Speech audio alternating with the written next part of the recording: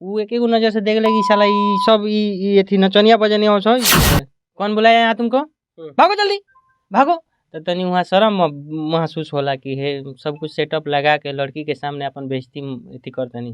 अरे केसिया उड़ेला तो ताकेला ऐसे का दिल में झाकेला, देखी हमर समर सुरतिया रहेला खुशहाल, तो तारा उठावा के कलर लाल, कारी का जरा करे कमाल। क्या बात है? तारा उठावा के कलर लाल, कारी का जरा करे कमाल।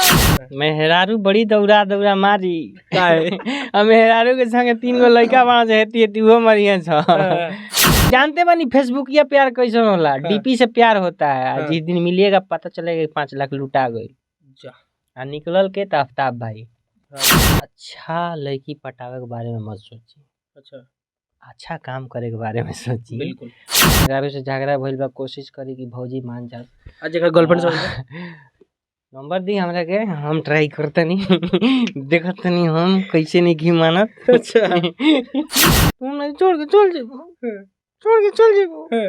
मत जा तू कहबू तो तार गोड़ दबा दे खाना खिया दे।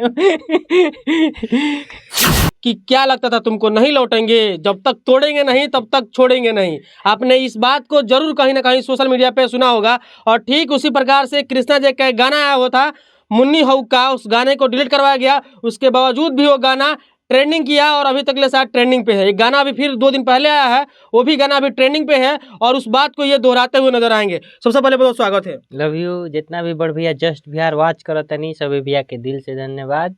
रोआ सब खुश रही, मस्त रही, रोआ सब के इंटरटेन करे खातिर कृष्णा जी की टीम हमेशा लागल रही। एगो शायरिया रहुआ भी सुन लो खेम कि जब तक तोड़ेंगे नहीं तब तक छोड़ेंगे नहीं। इस शायरी रहुआ दोहरावत नजर आओ तनी। बस हमनी के काम करत तनी सन, हमनी के केहू के डंटा लेके भाला लेके मारत नहीं की बस काम करत तनी सन। अच्छा मतलब कि गाना का डिलीट करवैला के बाद वो गाना ट्रेंडिंग पर गइल इंस्टाग्राम पर, ओकरा बावजूद दूसरा गाना आइल इहो ट्रेंडिंग पर भइल बा। जी जी इंस्टाग्राम पर इहो गाना ट्रेंडिंग में बावे। 2000 में 3000 प्लस, 2 दिन में 3000 प्लस रील बनल बा। ये चीज खातिर दिल से धन्यवाद। जे भी हमार भाई सपोर्ट कैले बा और जे भी भाई के कोलैबोरेशन नहीं के उठल जरूर उठाए, हम कोशिश करत तनी कि सबकर उठो और बस सब ऐसे ही प्यार बने रहे। मतलब ये बहुत बड़ा सुनहरा ऑफर है आप लोगों के लिए कि अगर आप भी रील्स बनाते हैं और आपका इंस्टाग्राम पे रीच नहीं बढ़ रहा है या फॉलोअर नहीं बढ़ रहा है तो इस गाने पे रील बनाइए और रातों रात वायरल हो जाइए, क्योंकि कृष्णा जैक आपको कोलैबोरेशन एक्सेप्ट करेंगे और ये बहुत बड़ी बात होती है। सबसे पहले थोड़ा सा आएंगे गाना गुनगुना के सुना दीजिए। गाना बाबे अरे केसिया उड़ेला तो ताकेला ऐसे का दिल में झाकेला, देखी हमर समर सुरतिया रहेला खुशहाल, तो तारा उठावा के कलर लाल, कारी का जरा करे कमाल। क्या बात है? तारा उठावा के कलर लाल, कारी का जरा करे कमाल। अच्छा ये गाना बा। लोग जानते थे कृष्णा जैक को, कॉमेडियन कृष्णा जैक। अब लोग ट्रेंडिंग मतलब कि ट्रेंडिंग है पर ट्रेंडिंग आ रहा है गाना ही। नहीं भैया थी एगो बात कहें कि अगर ड्राइवर साहब नाम के आगे लाग गइल नु तो तय नहीं कि कौन कौन ड्राइवर साहब गाड़ी चलोई हन। अच्छा तो कलाकार में जब हम गिना तनी माने खेसारी वाला ट्रेंडिंग में टेक बार अब लेके चाहता नहीं ना। देखी हमरा का जरूरत बा खेसारी भाई के जगह लेवे के, हम अपन हमनी के जौन खुद के बताउने करम सन रोवा सब के अच्छा लागे तो ये चीज खातिर हमनी के सौभाग्य के बात। गाना में ट्रेंडिंग में चल जाता तब ना ट्रेंडिंग स्टार कहा लो। बिल्कुल भैया हमनी के ट्रेंडिंग स्टार ना, बस रोवा सब के एगो छोट भाई बन के रहेगा हमेशा। हाँ कोनो कॉमेडी हो जाओ अगर बात सवाल फिर हो। हाँ बिल्कुल नया साल वाला देखिए रोवा से एगो बात कहे चाहते नहीं केहू से बताए मत, अब ताबू भैया से मत बताए। ई जौन अगला साल आवता एकदम दावा ठोक के कहतनी, एकदम दावा ठोक के कहतनी। अरे कहीं तो पहले कि वो 1 साल से ज्यादा ना चली। सब लोग जानते हैं बतिया। सब लोग कहाँ जानता है। रउआ रउआ हमारा सबके लोगों को पता ही नहीं है। अभी बताओ तो नहीं। ये देख लीजिए, बहुत बड़ा खुलासा कर रहे हैं कि जो ये नया साल आने वाला है ये भी 21 साल का होगा। हाँ 21 साल का होगा, इससे ज्यादा नहीं चल पाएगा। इसका भी एक्सपायरी होगा। तो हैप्पी न्यू ईयर जितना भी बड़ भैया बानी, आप सब खुश रही नया साल में। और जे भी हमारा एज के भाई लोग बा तनी ग्रीटिंग कार्ड पर कम ध्यान दी हलो, बस ये कहम। और ज्यादा कैरियर पर फोकस करो। कृष्णा जैक ग्रीटिंग कार्ड के बाद है, कृष्णा जैक ग्रीटिंग कार्ड तैयार कर रहे हैं कि नहीं कर रहे हैं? मेहरारू बड़ी दौड़ा दौड़ा मारी। क्या है? अब मेहरारू के संगे 3 गो लड़का वहाँ से हेती वो मरिया छ।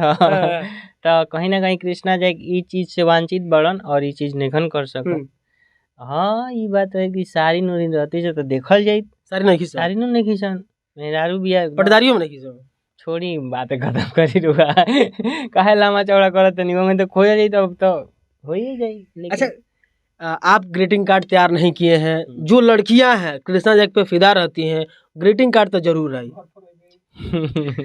ना ऐसा कोनो बात नहीं है। और ऐसा कब सोचलहूँ नहीं की, काहे कि आई तक का करम सोचला नहीं कि आई तक का करम बताई। ना भाई कोनो लड़के भेज दे, लड़की बन के तो भाई के ऐसा थोड़े बाबे, हमने के अपना काम पर फोकस करनी छन, ज्यादा ग्रीटिंग कार्ड पर फोकस ना करनी छन। ऐसे ना भाई आई उम्मीद बा कि ना भाई ना भाई ना भाई ना भाई केहू भेज दलस तो भेज दियल तो मनमीत भाई के लगे भेज देम। अच्छा, ना तो आफ्ताब भाई के लगे भेज देम, उहे लो हैंडल करी लो। हाँ, उनको लोग शादी हो गई। अब जानते बानी फेसबुक या प्यार कैसे होला, डीपी से प्यार होता है। जिस दिन मिलिएगा पता चलेगा 5 लाख लुटा गई। निकलल के तो आफ्ताब भाई। हाँ, 5-6 को फेसबुक आईडी बनैले बड़ा ना। क्या बात है, सही बात कहा, 5-6 को फेसबुक आईडी बा जी। ये सब होला। क्या कहेंगे कृष्णा जी, आजकल जो मतलब कि इंडस्ट्री है उसमें नए नए कलाकार आ रहे हैं, उन लोग के लिए क्या संदेश देंगे? क्योंकि आप बहुत दिनों से काम कर रहे हैं इस लाइन में, और जो युवा हैं आजकल देखते होंगे कि रील्स बना रहे हैं, जैसे कि हमने पहले भी कहा कि आपके गाने पे रील्स बनाएंगे तो उनको कुछ ना कुछ जरूर बेनिफिट होगी। तो क्या कहेंगे उन लोगों के लिए? जितना भी हमारे भाई ये क्षेत्र में आवत लो, हमारा से छोट वो बड़ भाई लोग से ये रिक्वेस्ट बावे कि रउआ सब अच्छा से अच्छा काम करी, अच्छा ग्रोथनेस करे के बारे में सोची, अच्छा लड़की पटावे के बारे में मत सोची, अच्छा काम करे के बारे में सोची। बिल्कुल। और अपन प्लेटफॉर्म मजबूत करी, अपन पैर मजबूत करी, और थोड़ा सा सब ऐसे कोशिश करी कि हमने के आवे वाला जौन भी पीढ़ी बावे वो सही हो जाओ। हमने के थोड़ा कष्ट में रह जाए, कोनो दिक्कत नहीं, लेकिन आवे वाला जनरेशन सही हो जाए, ये चीज़ पर ध्यान देवे बावे। आसानी भइल बावे, कैसे कि हमने के द रॉयल्स में जब गनी सन, जो द रॉयल्स पार्क में जौन सीमान में बनत है उनमें गनी सन, तो जब मालिक से कहनी तो वो तो खुशी खुशी कहले कि कर लो, कोनो बात नहीं है बाबू, हमरो पर भेज दिया लो, ठीक वो जी सही से होगा। लेकिन दूसरा लोकेशन पर गई तो जैसे कैमरा उमरा लगाओ दें, लेडीज वेडीज खड़ा पिया डांस उन्स करे खातिर, तो लेकिन मालिक उधर कौन बुलाया यहाँ तुमको, भागो जल्दी भागो। तो तनी वहाँ शर्म महसूस होला कि हे सब कुछ सेटअप लगा के लड़की के सामने अपन बेइज्जती अथी कर तनी, लेकिन आदमी सहेला का करो। अच्छा, और फिर बात कहीं सके सर हमने के वीडियो बनावे नहीं सन, कोनो गलत वीडियो नहीं से बनावत, रोज सब हमारे चैनल पर देख ली तो देखलन, बाद में कहलन ठीक बा बना लो। लेकिन शुरू में बिहार में ये होला नु कि कौनो लोकेशन अच्छा बन जाए तो वो जगह जितना अच्छा लोकेशन हो उतना खराब लोग रहेला। बिल्कुल, उ ना चाहे कि यहाँ कुछ बनो, उ एक एगो नजर से देख ले कि साला ई सब ई अथी नचनिया बजनिया हो ई सब एकदम खुल के बोलते नहीं, यही नजर से हमने के देखे लो। अब वही में केहू जाना था तो ओकरा के समझाए कि अच्छा लड़का हुआ सन, अच्छा काम कर सन, तो करे दी, ना तो ये जाने कि नया साल के धमाका का होखेला बा, लोग वेट कर रहल बा। नया साल के धमाका हमनी के कॉमेडी आवत हवे, कहिया होता बहुत जल्दी 1 से 2 दिन में अपलोड होखेला बा। करुआ सबे ज्यादा से ज्यादा प्यार दी, और 1 से 2 दिन तो निकलिए जाए यही महीना में, फिर कहीं जनवरी में देखो तो कही कि नया साल के कॉमेडी आवत है, तो जनवरी एक्सपायर रही, दिसंबर जौन बाकी वैलिड बावे, तो दिसंबर में ही हमनी के कॉमेडी आवत हवे, और रुआ सबे देखी ढेर सारा प्यार दी। मतलब कि नया साल शुरू होने वाला है, जितने भी लोग देख रहे हैं उनको मतलब कि नया साल की ढेर सारी शुभकामनाएं कृष्णा जैक की पूरी टीम की तरफ से और जस्ट बिहार की पूरी टीम की तरफ से।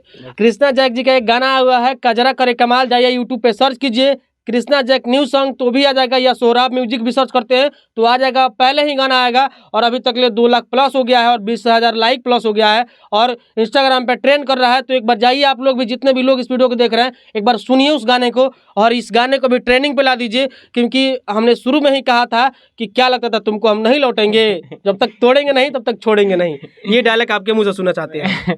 देखिए भैया, हम घमंड में नहीं कह, डायलॉग के हिसाब से कहते नहीं। तुमको क्या लगता था नहीं लौटेंगे? गलत। जब तक तोड़ेंगे नहीं तब तक छोड़ेंगे नहीं। बड़ी लंबा दंगल चलेगा ये। चलिए इस वीडियो को लेकर क्या सोचते हैं ये आपस में बताएगा।